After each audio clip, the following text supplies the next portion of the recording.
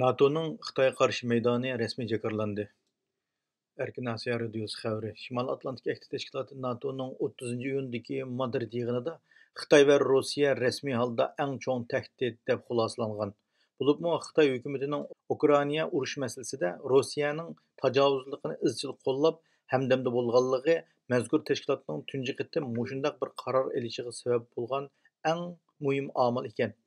New York Vaqt gazetining 30 iyuldagi obzor maqolasida ko'rsatilishicha, NATO'ning bu qitimqi yig'ini qarorida Xitoy hukumati bilan Rossiya til biriktirib, dunyo miqyosidagi qonuniy tartiblarni og'dirib tashlashga urinmoqda deyilgan.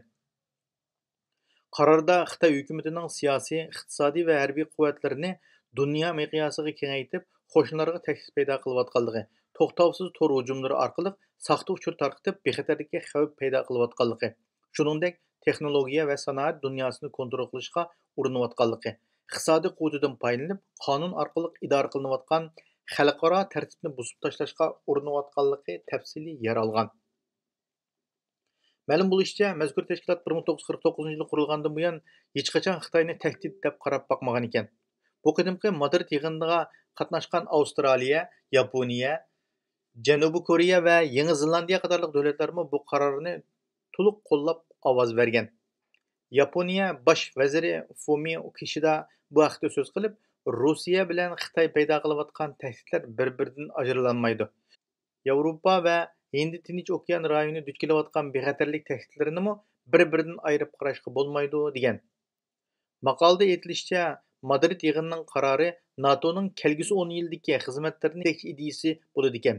Shundaqla 12 yillik tarixga ega strategik tushuncha qarashining o'rnini oladi ekan. Halbuki bu strategik tushunchada Rossiya strategik hamroh deyilgan bo'lsa, Xitoy haqida bir ig'izmi so'z qilinmagan ekan.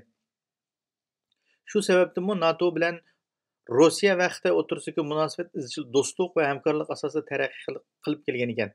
Halbuki Ukraina urushini markaz qilgan holdagi qutblar ko'rishida bu xil munosabat oxirgi yo'sinda yemirilgan hamda mush xil davr bilgich yangi qaror qabul qilingan.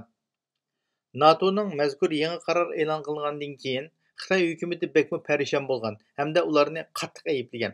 Xitoy tashqi ishlar ministrligi bu vaqtdagi bayonotida NATO'ning texnicha so'q urush mezgilidagi uslub va ideologiyalik bir taraflamalik bo'yicha masalalarni kuzatishni davom qildirib kelmoqda.